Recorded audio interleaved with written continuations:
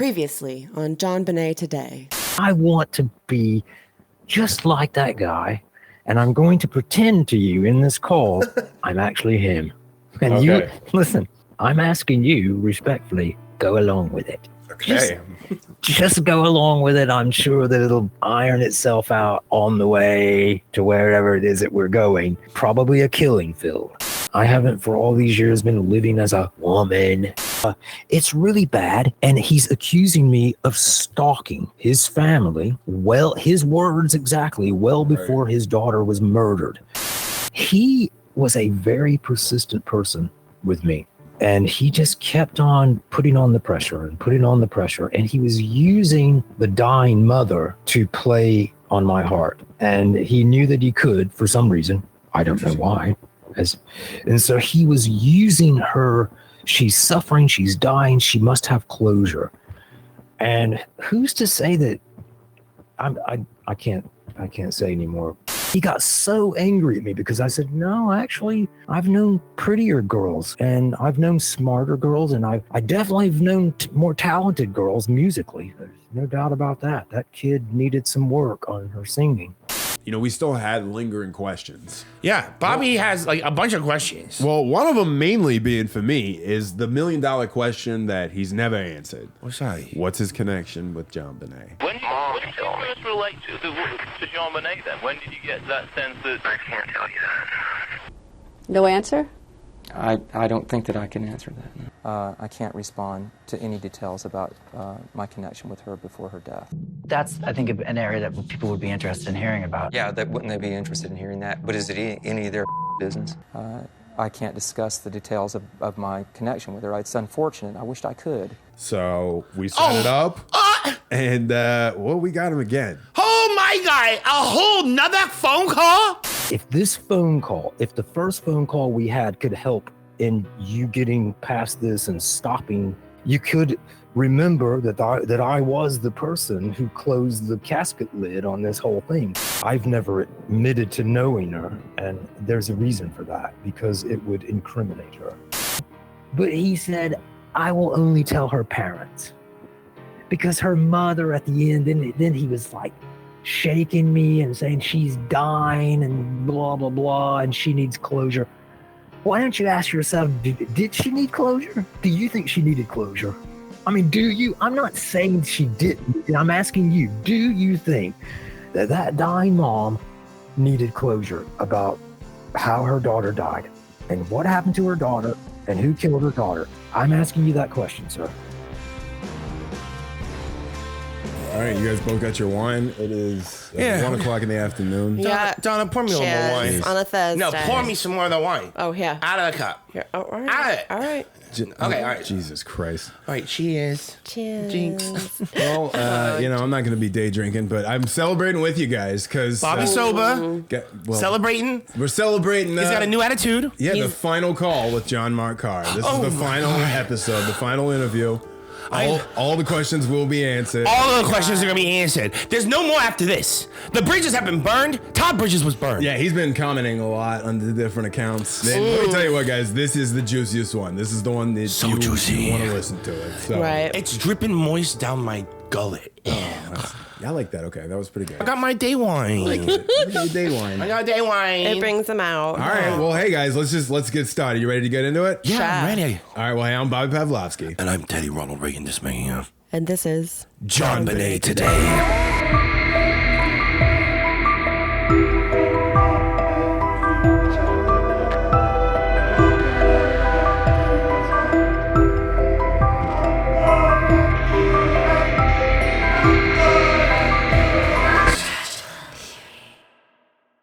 Why don't you ask yourself, did she need closure? Do you think she needed closure? I mean, do you? I'm not saying she didn't. I'm asking you, do you think that dying mom needed closure about how her daughter died and what happened to her daughter and who killed her daughter? I'm asking you that question, sir. I didn't have that in doubt until our last call, where you stopped yourself short of basically saying that. Where you said basically along those lines of he said she needed closure. Listen, man, listen to me, bro. I don't want to talk about that last call no more. You bring up that last call number, I'm gonna walk right out this door, baby. Listen, we down in Louisiana, man. I'm at Lake Charles right now. Lake Charles, Louisiana. I ain't talking about that last call no more. I don't even know who that dude was. Didn't talk like me. Who was that dude, man? That dude was somebody. He was an imposter. I don't even know who you're talking about. No, I'm sorry. Please continue. No, but I didn't question it. But again, that made me question the connection that you had with her, because it was you started back to it. You were saying basically who's to say she needs closure, and you started to say that the last time, but. That's what I'm saying. I'm asking you the question. No one ever, I've never asked that question of anyone but you. I'm asking you, do you think she needed closure? I honestly, no. I think she does know what would happen to her, something along those lines. Okay. Do you know what the unsealed indictment was? It was only one charge and some. You do realize that that indictment, those counts were saying that her and her husband knew who killed their daughter, allowed this person to have access to their daughter, and furthermore was protecting this person. Right. And that's why I wonder if you would have been charged in 2006, would that have opened up that grand jury stuff where people would have seen that? Because then it's like, if you get charged, then also they could possibly get charged because their original charge was aiding for murder in the first. Well, I will say this to you about the counts that were against me. There were only 5 in 2006, but can I just tell you this between you and me? I know the state of Colorado, they have one of the most, I have studied criminal law in several different states in America and a little bit of federal law. And I'm here to tell you that Colorado law is the most complicated criminal law I have ever seen in my life. You get charged with one thing, and then there's subcategories to it. And then in the subcategories, there's some more subcategories. In other words, you don't just get charged with murder in the first degree. Underneath that, there's other things, and you're getting time for every subcategory. You get time as a suspect if you're convicted. Yeah, they don't have bail. I will say this. I want to say this. There would have been more charges than those 5 charges that they brought against me. One would have been tampering with evidence. One would have been a desecration of a dead body. They're really on about that in Colorado, the desecration of a dead body. She was found with ligatures around her neck, and she was found on a basement ground, and maybe she'd been dragged around on the ground. Desecration, and I don't think anyone's ever said that. Strike that last part. But it was desecration of a dead body. They charged people with that. They charged Chris Watts with that because he dumped his children into the oil barrels, and they were bobbing around in those oil barrels in oil. So that was desecration of and did you know that in the state of Colorado, that can carry up to 20-something years in prison? Up to 20-something years. Chris Watts got 20-something years for that. So if they came back on me and arrested me and said, we don't think you killed this girl, we just think you desecrated her dead body, I'd go to prison for 25 years. I'm 60. You understand where I'm coming from on this? My handwriting was matched by 4, at the time, prominent handwriting experts to a ransom letter left behind. That is a charge. It's obstruction of justice, number 1. It's obstruction of justice. It's tampering with it. It could be some sort of a tampering charge on top of it. And even just with obstruction of justice and tampering with evidence and creating false evidence, the list goes on. And in the state of Colorado, it starts splintering off. Just if they arrested me and said, well, we're gonna honor those 4 handwriting experts, and we're gonna charge you just with writing that ransom letter. I know a person who came to me. I've known the person over the years, but this person said, I still don't think you killed that girl, but I am fully convinced you wrote that ransom letter. Fully convinced. And I said, well, that's interesting. That is interesting. But you have to understand that could carry 25 to 40 years. There's no telling what that could carry. I do know that the desecration of a dead body, and I documented that law, and I can send it to you if you'd like to know, a Colorado law of desecrating a dead body. are tampering with a dead body, or it's something about desecration. And tampering, I think, with the dead body is what it's called. In other words, you can just basically, like I said, drag somebody across the floor, or It's whatever you do to their body after they're dead. Yeah. tie a yellow ribbon around their forehead. It doesn't matter what you do. You're tampering with a dead body, and it's illegal.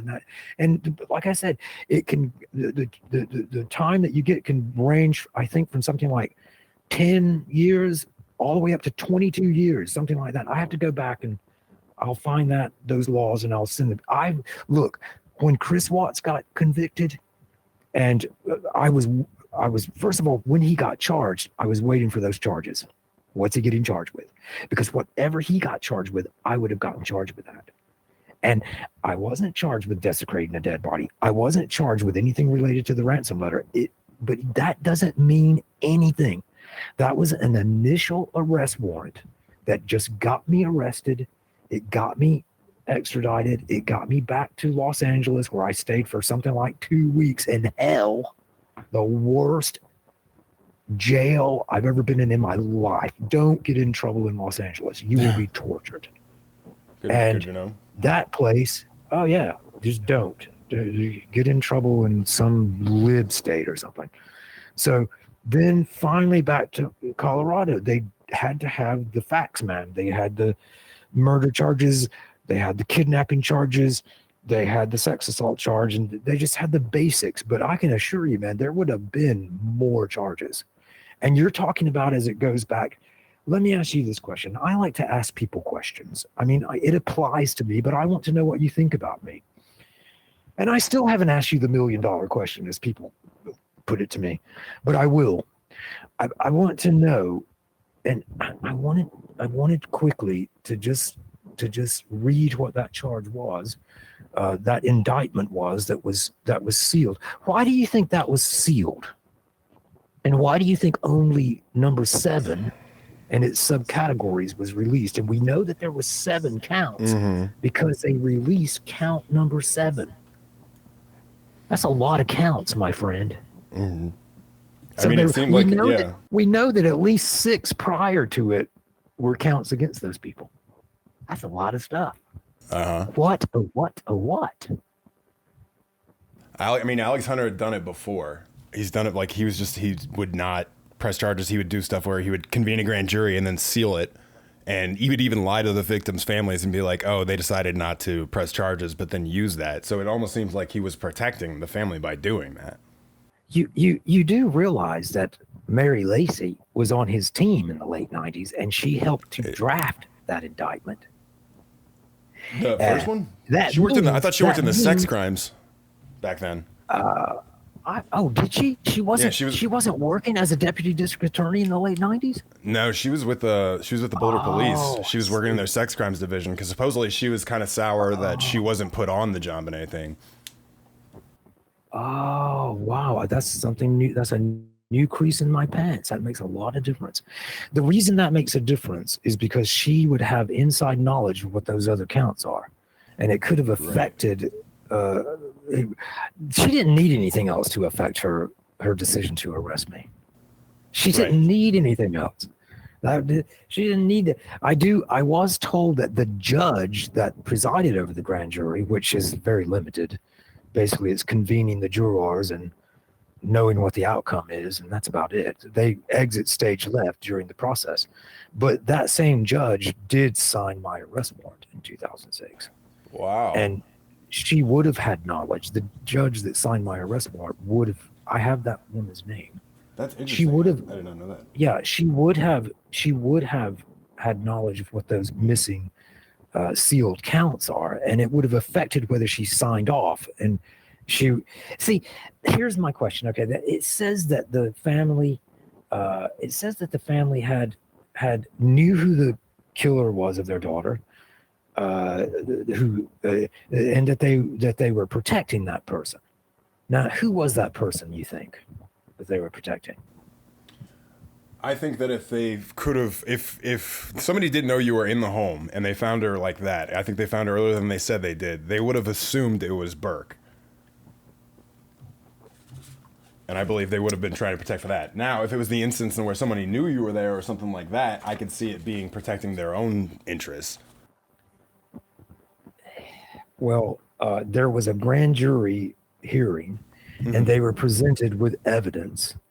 And the grand jury, not just the grand jury was listening to that evidence, but the prosecution was listening to that evidence, and it helped them to draft an indictment against those parents. Right.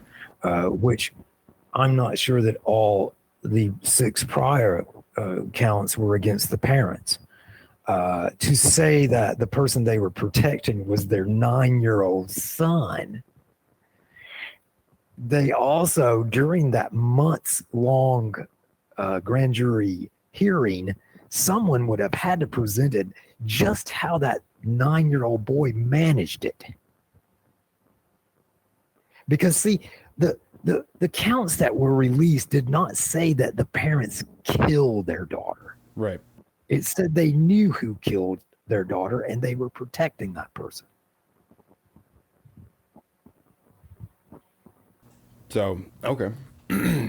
So you obviously don't see it as the way of they were protecting Burke. You see it more as that they were protecting themselves. The grand jury could be convinced that a 9-year-old boy could have done all that. I just don't think that they could have been convinced that a 9-year-old boy, I like it. It sounds good. It gets the heat off me. I don't care if Burt Ramsey goes to prison for the rest of his life. More life of freedom for me. But it's not reasonable. I can't see the grand jury hearing a theory where they think that, an outside person from the house was in there and the Ramseys covered it up. Because I just can't see them even trying to put, I don't know.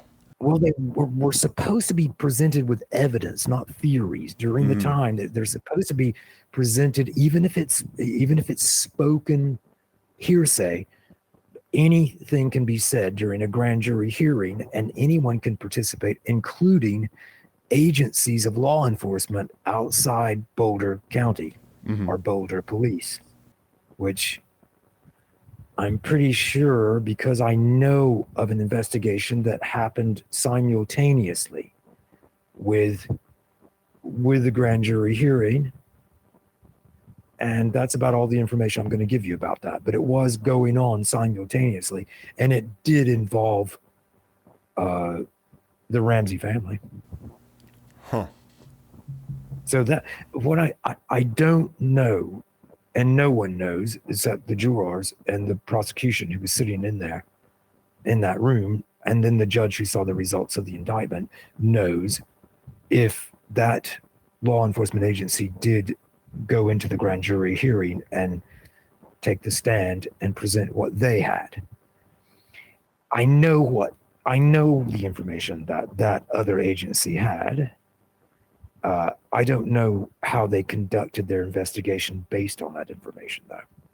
And this is interesting. I didn't find out about this until that was the late 1990s, and all the way to 2007, I think. That's when I found out about this other simultaneous investigation going on. Interesting.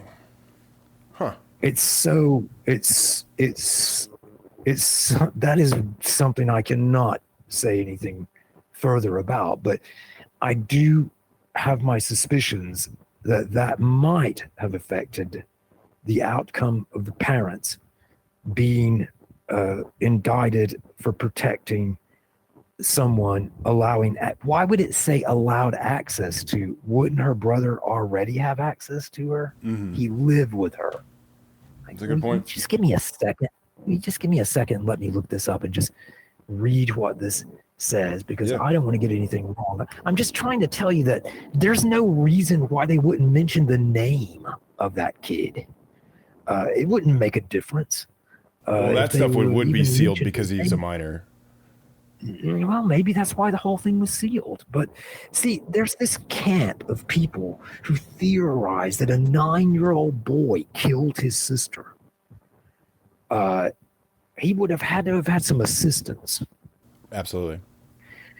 It's not out of the question, I guess, that he killed his sister. It wouldn't have been a sex crime. That's for damn sure. Right. it's my knowledge that he didn't get along with his sister, and it's my knowledge that he antagonized her quite a bit. He was quite the antagonizer. He bullied her, basically. I don't think I'd call it bullying. It was just more, his mental level was not high enough to be a bully. You have to be you have to really kind of be a leader quality to bully someone. He just aggravated her. It was a pest, yeah. He aggravated her on a constant basis. But that doesn't make a 9-year-old boy want to murder his sister. As a matter of fact, he would have quite enjoyed antagonizing her, and he would have known if he killed her, then the game would be over. And he'd just be all by himself. Who could he antagonize now? I have worked with thousands of children the world over. I still do. And if I know any group of people, I know children. And when I say children, I'm not talking about teens. I'm talking about children. And that 9-year-old boy did not kill his sister. That's my theory. And if he did, his mother and father, I don't think they would have had a reason to protect him. Why would they? What would they be protecting him from? Nothing would have happened to him. You understand that, right? I mean, exactly. It'd be more image based, I think, though. Nothing would have happened to him. He would have gone to juvie for 3 years, and he would have been in psychiatric care up until the age of 18, and then after that, he would have gone out and done whatever it is that he wanted to do. Is he a odd man? Yeah. Oh boy, that I saw some clips from his interview with Dr. Phil, just some clips, and I just who thought that was a good idea? Loud. Yeah, I said that out loud. I was like, Burke, oh boy. What were you thinking? $27,000. That's what he was thinking. That's what he was paid. So okay. I don't know why he needed $27,000, but somewhere along the way he had plans for that $27,000. Interesting. So he got paid $27,000, and then he's been a regular little bank for for John Ramsey. I mean, they made some little mint from CBS News for just merely having a documentary where a retired FBI agent just said, well, I just think he just took a golf club and wrapped that girl upside the head, and then that was the end of that. They settle out of court. Of course, they knew that the case wasn't strong enough. The Ramsey lawyers knew it wasn't strong enough to take to trial, and was advised, of course, to settle out of court. We don't know how much money they got. Right. There's no reason to believe that it was millions. They sued for $54 million. They sued for $750 million. Well, something, yeah, like that. But there's no reason to believe that they actually even got a cool million out of it. There's no way to know. No, I don't think he did. That's all a bunch of show business, man. Now, this man's a book writer. Mr. Ramsey's I want to ask you a question about me. Do you think that I stalked that little girl well before she was murdered? No. I think that again, I think there was some sort of familial connection before, and that's why it wouldn't be considered stalking. What is that familial connection, and why? And did John Ramsey know about it? I don't think he did. I think John was a very hands-off father, and I don't think he was there a lot. So if you were somehow absolutely right about that, and I think that if you're a smart man about that.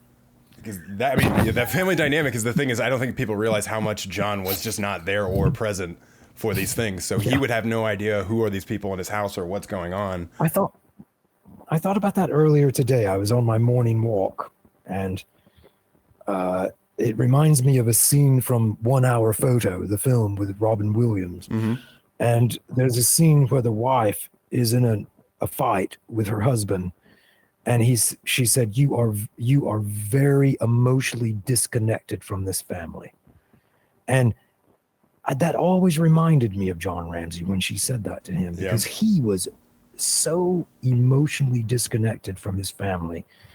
He wouldn't know if his wife was having an affair. Or to care. He wouldn't know if his, no, I don't know if he would care or not. He would have a concern about it getting out into the society, because they were trying to be high society people. Right. They were better at that in Atlanta, where you might find, if you'd had a conversation with Patsy Ramsey back in the day, just when they moved to Boulder, you might have heard her say something to the effect of, "My friends in Atlanta were real friends. My friends in Boulder are not." So she was a West Virginia girl. They weren't country by any means, but in a way they were. You know, I don't know about you guys, but I'm starting to get the feeling that he knew the family. What? Oh, yeah. John Mark Karr knew the Ramsey family? He's insinuating That'd be that. unprecedented information. Right. Wait, Yeah. Bobby, I think we're jinxing John Mark Karr. Jinx him. Oh, Yeah, you're jinxing him. Oh, like the show? Yeah, like the true Robert crime Durst? HBO spectacular. Yeah, where they nabbed Robert Durst in the finale. Where he basically confessed Yes. about an accident. You know, they are very similar, honestly. I know, like Very- the hot mic, like we had, Yeah, like, I you bet they know, both like have, like, saying, like you think you can just speak velvet freely, sport but you jacket, never Worn can. wigs to, Like, you know, Yeah. escape by. They like Canadian bacon, not real bacon. shut. And that's suspicious. Was that a part of the jinx? That he didn't like real bacon? But yeah, I guess it is kind of like the jinx. Yeah. Fred Hot Durst. mic. Hot mic'd. And Not Fred Durst, ate Robert that open Durst. can of beans with Dennis the Menace and Kevin Richardson. Fred And Durst just is didn't Limp Bizkit. stop. Just He's like Bizkit ain't no Limp. overflowing. Oh, yeah. I'm excited to see what he says now. He just keeps overflowing with Oh information. yeah, the man doesn't stop. You Like, know? it's crazy. And Donna's an expert of overflowing because her vagina leaks like a goddamn Maryland slum sewer. You know what? We You couldn't were- have all right, one all right. family-friendly episode. You I thought almost we did were it. cool. I saw worms peeking out of a fat like That is- like what- the that's not Sarlacc pit worms. in Return to the Bed-Eye. Return Teddy, to I'm not Jedi. gonna. I'm not Jewish, Bobby. Okay, that's We not- don't. Don't, no, I don't know. I don't know no Jedi. All right, we don't need to go here. Can we get back to the Yeah, area? please? Yeah. We'll get back to the jinx. The jinx. We're jinxing him. We're Jinx. jinxing him. Jinx. Jinx. Jinx. We jinx him and we jinx each other. Play the interview.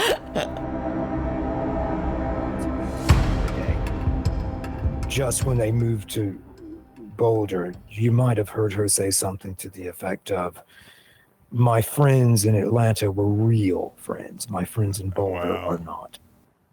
So she was a West Virginia girl. They weren't country by any means, but in a way they were. She was raised almost by that Southern protocol in West Virginia. She was a pageant girl, which is a Southern tradition. And then they went down to Atlanta, and she thrived in Atlanta, especially on a social level. And for them to move to that Yankee Northern, the enemy to the Southern culture, laughing at Southerners, making fun of them, joking about them being dumb hillbillies, and she entered into that. You can imagine the culture shock that Right. she alone would have experienced. And she might have liked to have had a good friend from back home, from back in Atlanta, someone who was born in Atlanta, someone who was a good old true friend of hers that went way back to Georgia, someone genuine, Yeah. someone who wasn't fake, someone who didn't just like them because they had money. And, you know, I feel the saddest when people ask me if I had an affair with Patsy Ramsey. That one makes me sadder than anything else. Until I heard one person say, she never would have had an affair with JMK. He wasn't her type. My wife at the time was a ravishing, gorgeous girl in her 20s.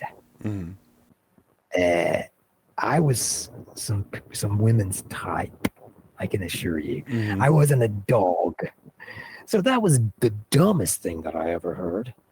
But now that person who said that insisted that I did know her and that we were close. Now, my question to you, I'm not answering in the affirmative that I ever knew her. That goes back to one of your questions that need to be answered. Is it true that you had any involved? Oh, we didn't do the Randall Simons. Yeah, we did. Randall Simons question. Why would I know a photographer in Boulder Yeah, we instead did of a that. photographer in Atlanta? Okay, then we go to, I still didn't say whether I knew him or not. I've been asked that question several times over the years. That's an interesting one. I don't know why.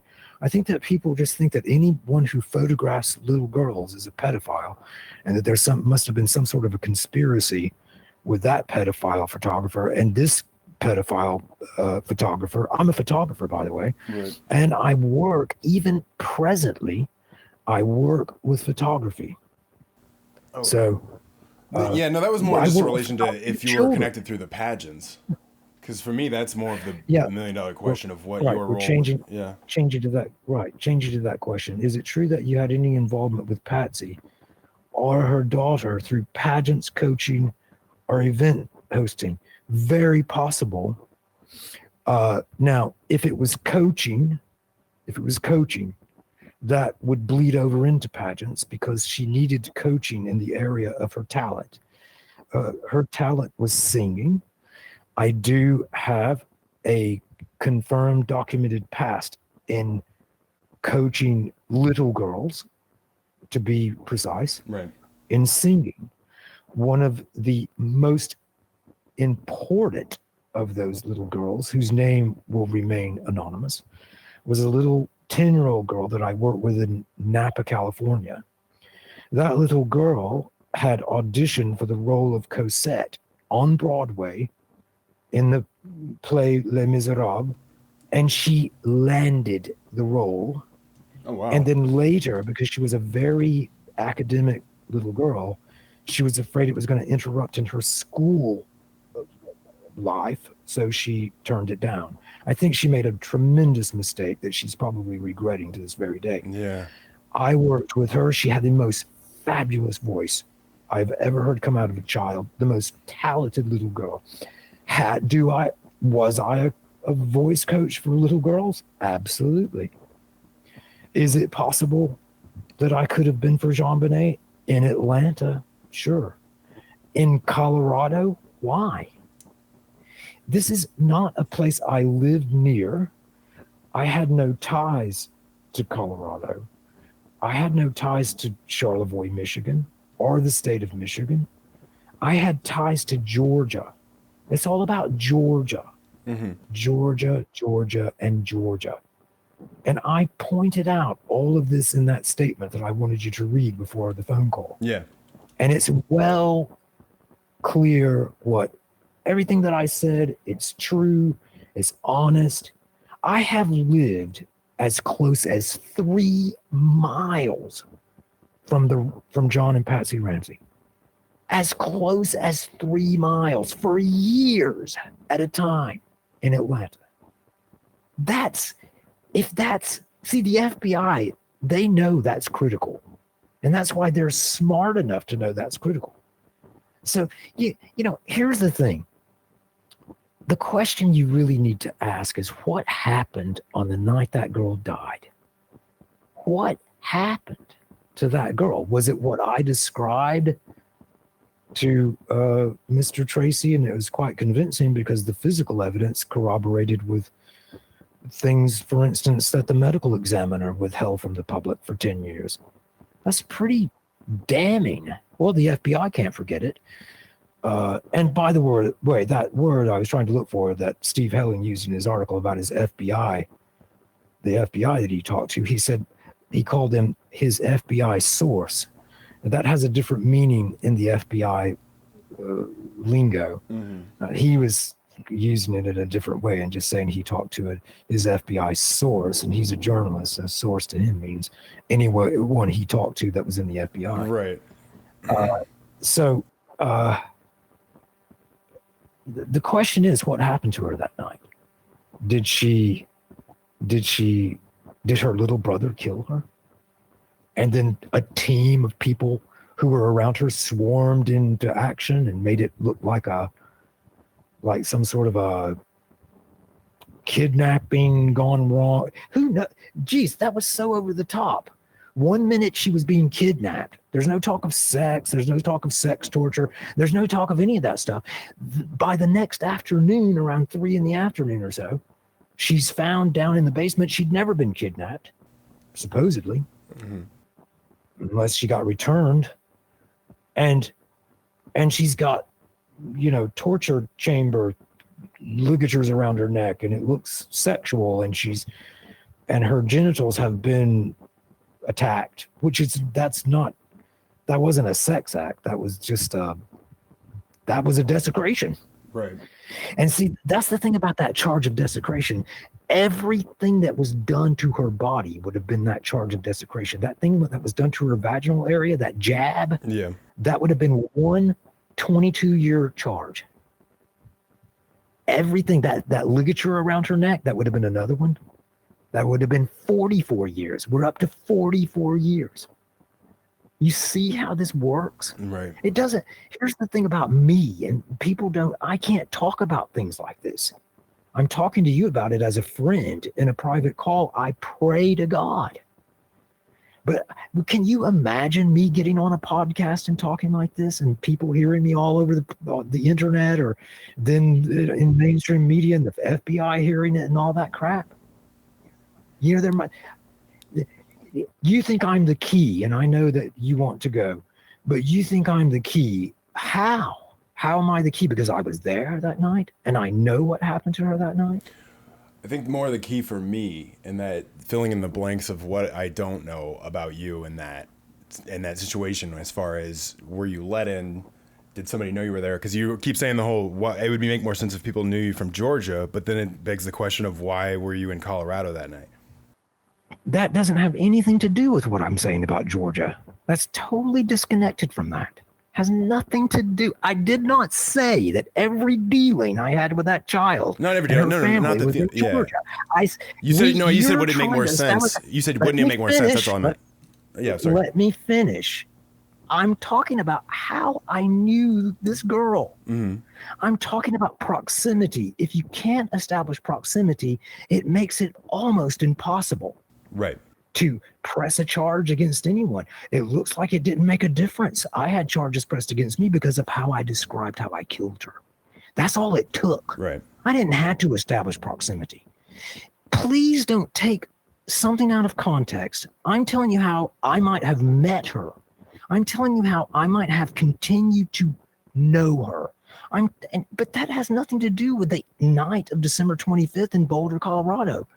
I mean, we weren't exactly so primitive in Alabama that we didn't have cars and airplanes. Right.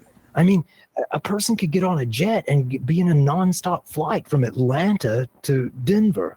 It wasn't unheard of. It was common. Sure. The busiest airport in the world was Atlanta. Even then, in 1996, it was the busiest airport in the world. I guess my question is just why then? Why go?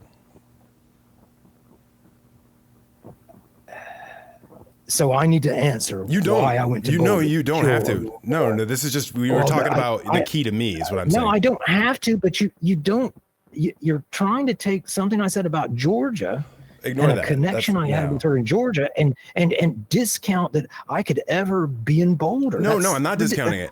That's why I want to know. I want to know why. That's the key for me, is I just want to know why you went. I thought you said I was a key to this case, to solving it. You are, but for me, I need to put it behind me. Well, you can put it. Okay, well, you can put it behind you. I'm never going to talk anymore. I have nothing more that I can say about that little girl. I can't even say that I knew her. I can dance around and tell you that, look, I had proximity to the kid. She was born in a hospital that my twin daughters were supposed to be born in. Mm-hmm. So, I can dance around with it with you. But as far as me saying, okay, here's the deal, like I did with Michael Tracy, I was using an assumed name. He didn't know who I was. You know exactly who I am. You could possibly be able to figure out where I am. I just shouted out a few minutes ago, I'm in Europe right now. Mm-hmm. My point being, yes, okay, I might have known her and frequently saw JonBenet in Atlanta on her trips back from Colorado, sure, but that doesn't mean I never, ever, ever traveled to another state to be with her. Right. For Christmas. It was a holiday. It was a special holiday on top of it. Why is that ludicrous to you? No, it's not. It's not ludicrous. It's if you get close to a child and their mother, and I'm not saying I was close, I'm not even telling you I knew this girl. If you think I didn't know her or her mother, thank God Almighty. Now I can sleep a little bit better tonight, which I never can. But I'm baffled by the fact that if I tell you something that's it's in a different category. It's in the category of how did you know her? How did you maintain contact with her? Well, it wouldn't have been multiple trips to Colorado. Right. Because if it had, my wife would have said so. So somewhere along the way, if you want me to spell it out to you, I guess you're forcing me to. Somewhere along the way, the contact with the mother and the little girl would have been maintained in her trips back to her parents, which were frequent. More than one time a year, not just in summer, more than one time a year. During holidays that I was also in Atlanta visiting my biological family, my brothers. I had 2 brothers, and I had a father, and I had a grandmother. And I was visiting those people on holidays. Who else was in Atlanta on holidays? Patsy Ramsey and her daughter. Gotcha. Well, I mean, appreciate you clearing that up for me. People understand? I know, but that doesn't have anything to do with making a trip to Colorado. Sometimes people do things. What if I had gotten into a tremendous argument with my wife at the time, and I was just beside myself, and I called up Patsy Ramsey, and she said, I tell you what, Christmas, you're going to have a good Christmas. You're just going to come to Boulder. We'll meet you outside of the house. I can get you into the house when my husband goes to sleep. We're just going to be together. What if we were having an affair? It's not the end of the world. I mean, people have affairs. Her sister said, Pam Paw said, she used to be a 6th grade teacher, probably now retired. And she was angry because people were rumoring it around that I was having an affair with Patsy Ramsey. It incriminates Patsy Ramsey for people to say things like that about her and me.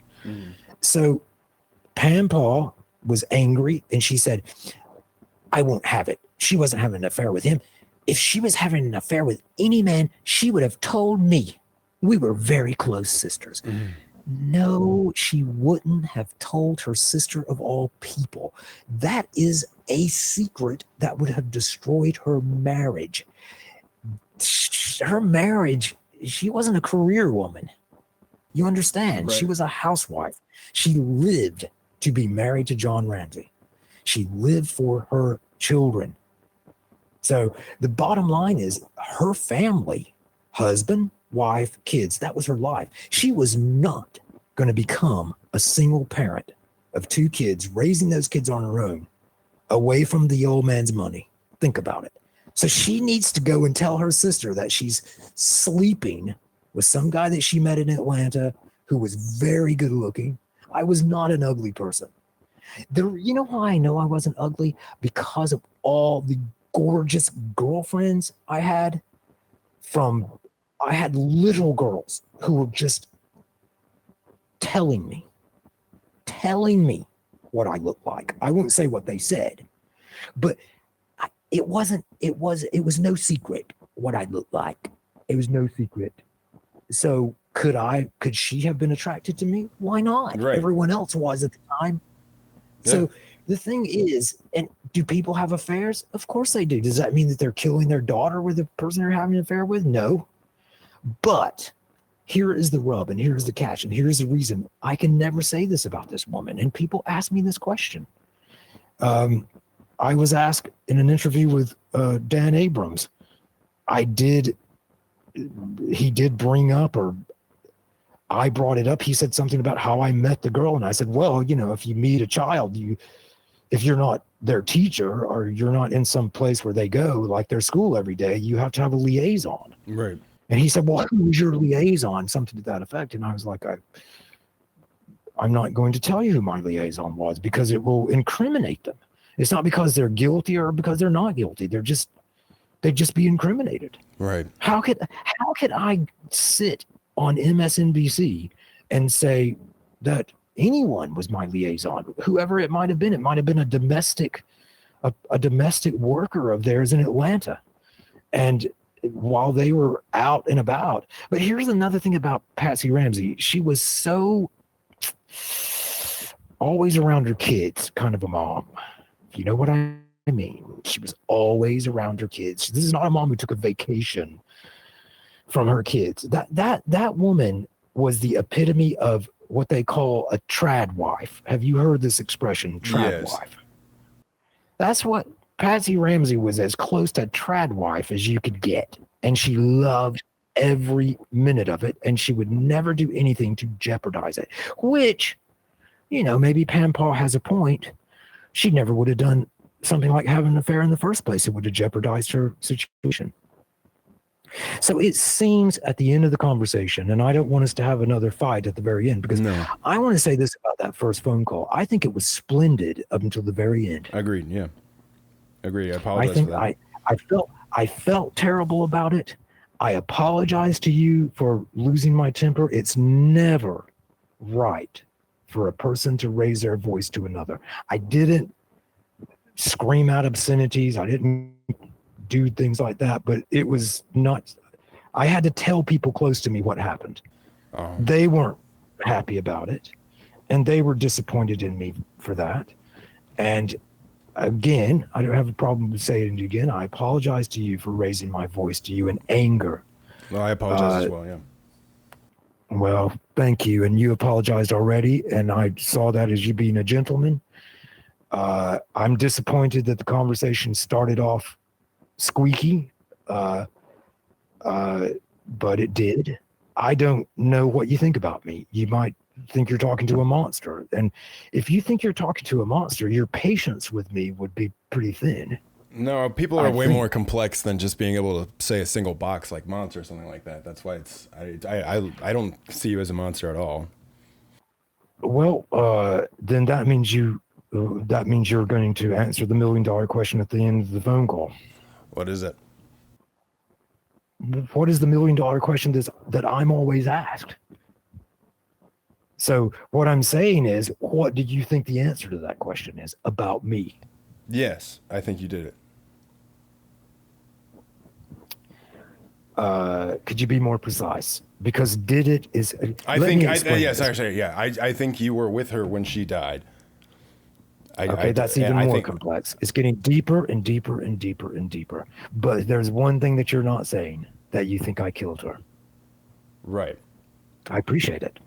Thank you. Because I don't believe you think you killed her, like, you know, in a malicious way. I didn't ask you what I thought. I asked you what you think about me.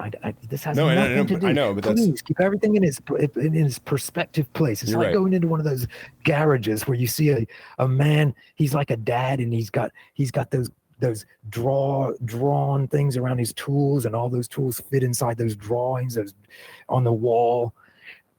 It's not what I think about what I did. Obviously, we know what I think about that, because I was in a phone call with Mr. Tracy, and in no uncertain terms, I explained to him how I killed that girl. We already know what I have to say about that. Right. We know about what I have to say about that. I've never denied that. How can I deny it? How can I deny it? I mean, isn't it too late for that? I don't understand that. When people say, why don't you deny it? I mean, there's one answer would be because it's not true. I'd be lying. I've never been accused of being a liar in my entire life until I was 41 years old. Do you know anyone like that? No. Do you know anyone that never was called a liar or delusional? I've been called a genius. I've been called extremely intelligent. I've been called all kinds of complimentary mental things about my mind. Never called insane until I was 41 years old. And that cannot just happen after you turn 41 years old either. No, it doesn't. So you're hedging your answer. You first said you think I did it. I don't know what that means. And then you said, okay, I think you were with her when she died. Boy, we really don't know what that means. Because I just established earlier in the conversation that my brother and my grandmother were holding the hand of my grandmother when she died. Right. Crying their eyes out. I think you know what happened is what I mean, basically. I think you know, But how could you go from I know what happened to I did it? Well, I think because you were there. Like it's saying, like again, I'm not saying that like you killed her is what I'm saying. I think you were very much the events of the night and everything that happened, and I believe you. But you can't. But you don't think I killed her On purpose? No. Oh, see. Okay. Do you, man, this is like an interrogation. I study interrogations, by the way, and I've been doing it for the last few years. There was a time when I couldn't watch them, but the police, sometimes when they're questioning a suspect, they just have to keep on getting more precise and more precise and more specific, and finally they get the answer. Mm-hmm. So I'm going to play interrogator, and I'm going to say, you don't think I intentionally killed her. In other words, you don't think it was murder in the first degree. Well, I mean, if we're going under Colorado statutes, it could be considered murder in the first degree because it was done during a sexual abuse. That's how they would consider it for first degree, and then. Yeah, what is that? But they changed it. They've changed it since then. That's called felony murder. It's murder in the midst of committing a felony crime. For instance, murder while robbing a bank. Exactly. Yeah. Murder while committing another felony crime, which is if you go back to the recording of my phone call with Tracy, you'll know I wasn't. Let's to be very unpleasant. Let's say that this assault to her head, mm-hmm. which supposedly said to Tracy was the final blow that definitely killed her. There was no sex act that was being committed to her during that murder act. But if you go with number 2 reason on the medical examiner for her cause of death, she has 2 causes of death. Right. One is asphyxiation, and the other is blunt force trauma to the head, which left it up in the air. So the asphyxiation part, yes, that could have been considered a sexual act, but there really was nothing involving the genitals during that. It was just a crank. Nothing involving the genitals. So it really would go back to my question, because I like to know who I'm talking to. Because you know who you're talking to, and I don't even know who you are. I don't. So do you think that I killed this girl unintentionally, accidentally? Yes. Okay.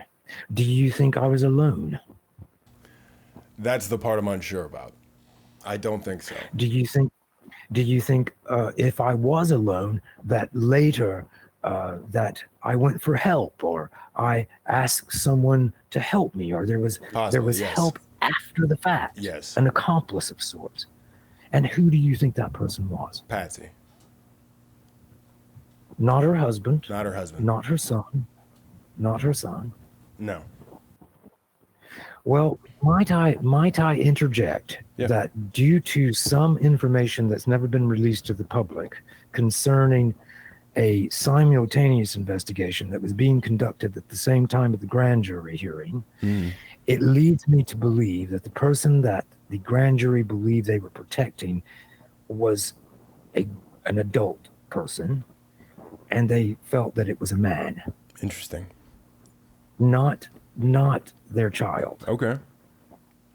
They would not have been accused of giving access to their daughter to their own son. Their son would have had access to their daughter ipso facto. He was her brother. Right. Well, that makes sense. I didn't have a chance to look that up while we were talking, but I'm almost certain that they were being charged with giving access to their daughter to this person. And I believe it was knowing that he was abusing her or something to that effect. Right, basically allowing it to happen. I am so sorry. I cannot divulge all information. And the reason I can't is because it will incriminate me.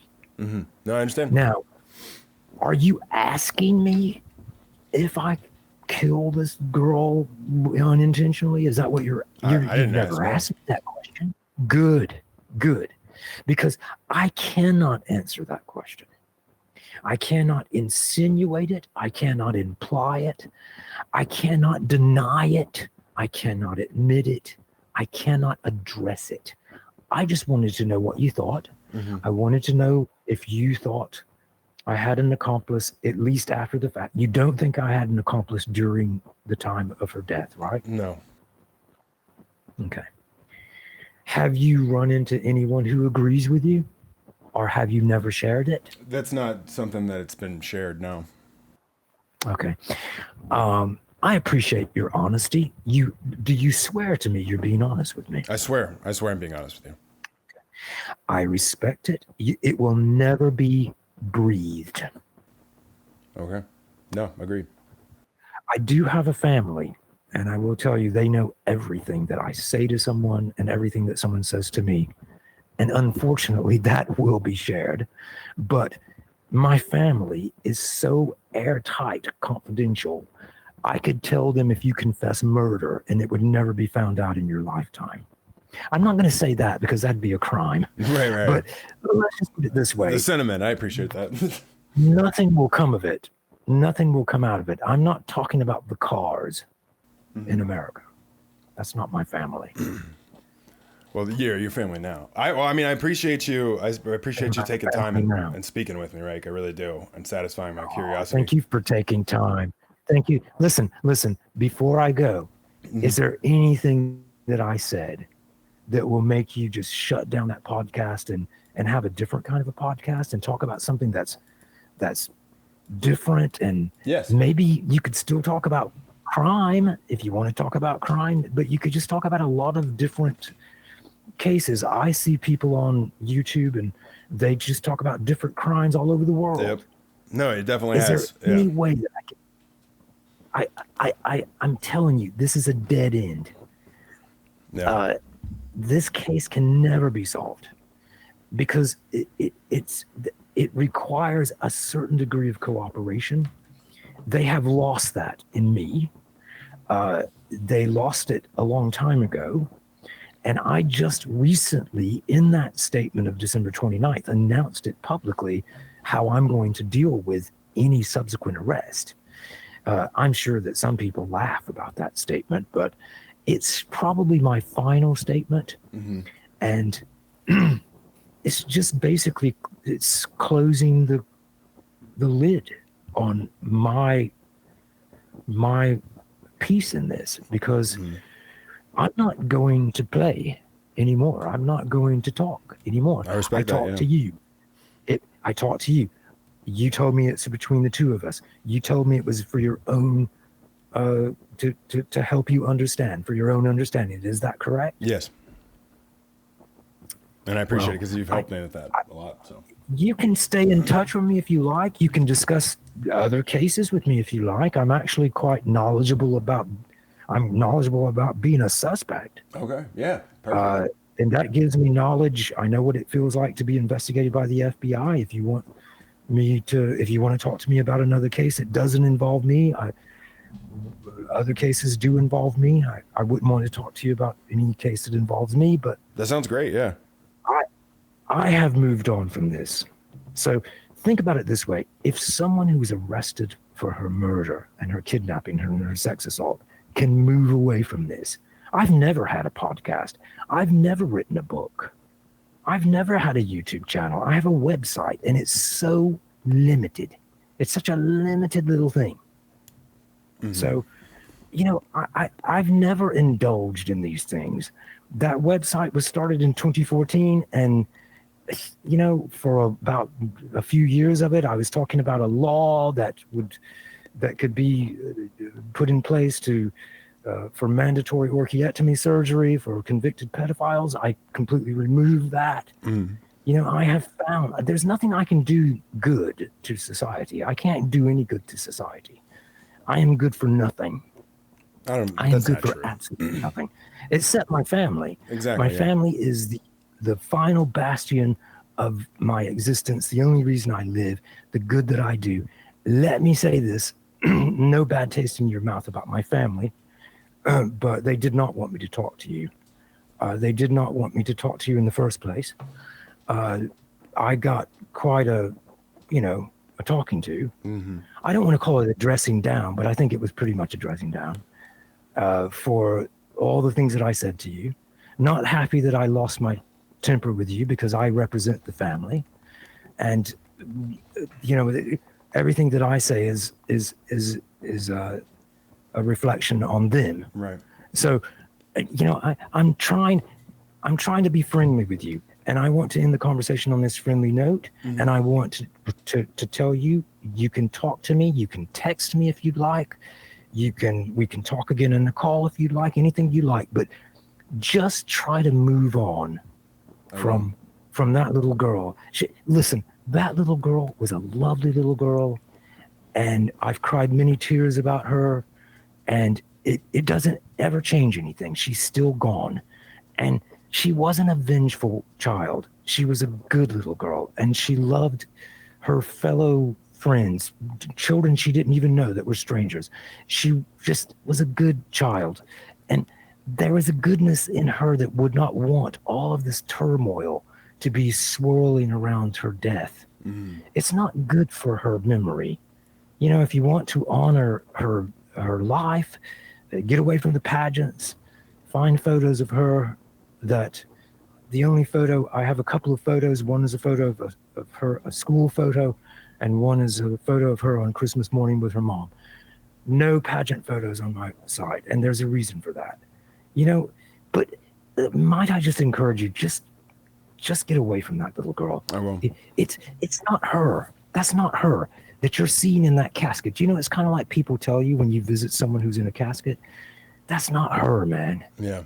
This case is not that child. She was so wonderful and beautiful inside and out, and so happy, and she had so much fun, and she was so happy, and nothing about this is fun. No. And happy. Nothing. Yeah, you're right. It's pulling her memory through the mud and the mire. I hate it. I avoid it. I have avoided this ever since she died. I have avoided it. And then I became the center of it. And I made it worse. My arrest turned a national story into an international story. It perpetuated that filth that surrounds that child. I'm so disappointed in John Ramsey with his book writing and his interviewing and all. I'm so disappointed in that man. And Patsy did it too. I was disappointed in her as well. She wrote a book with her husband. Disappointment, surprise, shock. I didn't see that coming. Has nothing to do with pageants. Has nothing to do with sex. Has nothing to do with murder. It's just this kid. And she's in paradise. She plays with her sisters and brothers in paradise as we speak. She is okay. She's okay. I once said, if she knew me, she would have loved me.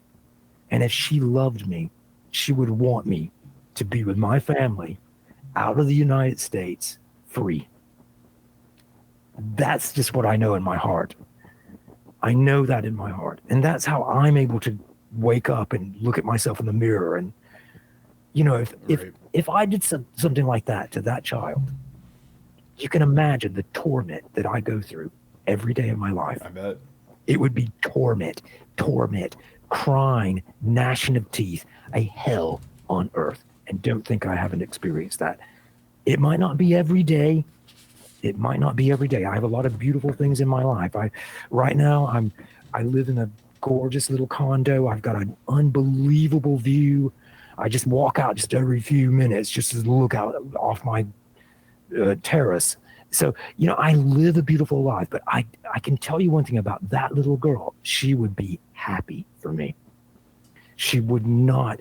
Don't fall into that justice for JonBenet stuff. Right. It's the devil. It's the very devil. Of course, I'd say that, wouldn't I?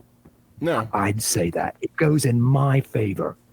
But I'm not saying that to be selfish. I'm not a selfish person. I'm saying it because I know her. And the system had their chance with me. They muffed it. They blew it. They had their chance. They made up their mind. The system, I never got my day in court. Yeah. But it's the next best thing. It's the next best thing. Moving on. And I will not be punished by anyone. You are so lucky. You're the luckiest man on the planet. Right now, you're the luckiest man. You know what I was doing when I was your age? I was in an FBI investigation, and for 6 months, I was in a cell. Think about that. Yeah. Look at that family and say to yourself, I talked to a man who's the age I am now, almost, just a year older, and he was going through hell, lost his whole family. Yeah. I lost my wife. I lost my 3 sons like they were nothing. Never saw them again. Yeah. Man, you've got everything that your heart could desire. And you don't need that horrible, and the people that are listening to that podcast, they're dangerous people. Right. They're dangerous. You can never tell. They'll show up at your house. These are freaks. Yeah. They're horrible. They're violent. They've threatened to kill me over the years. So I'm so glad I got to hear you say you wanted to get past this. And if I can help you do that, I hope that's the purpose that you talked to me. It wasn't to do an interview. Thank God. I'm going to thank the Father, the Son, and the Holy Spirit when I get off the phone with you, because that makes my prayers come true.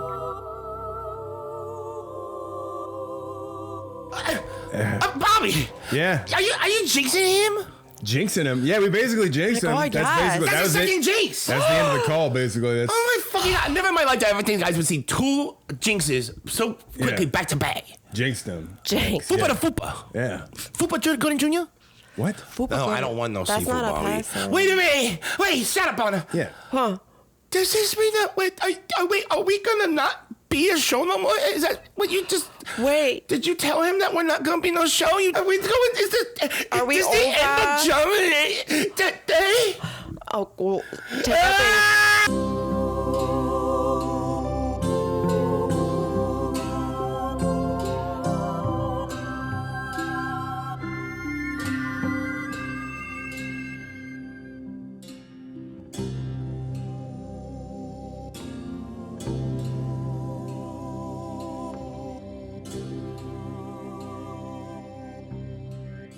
Michael Jackson got his hair set on fire on a Pepsi commercial. Todd Bridges got his hair set fire on an RC Cola commercial.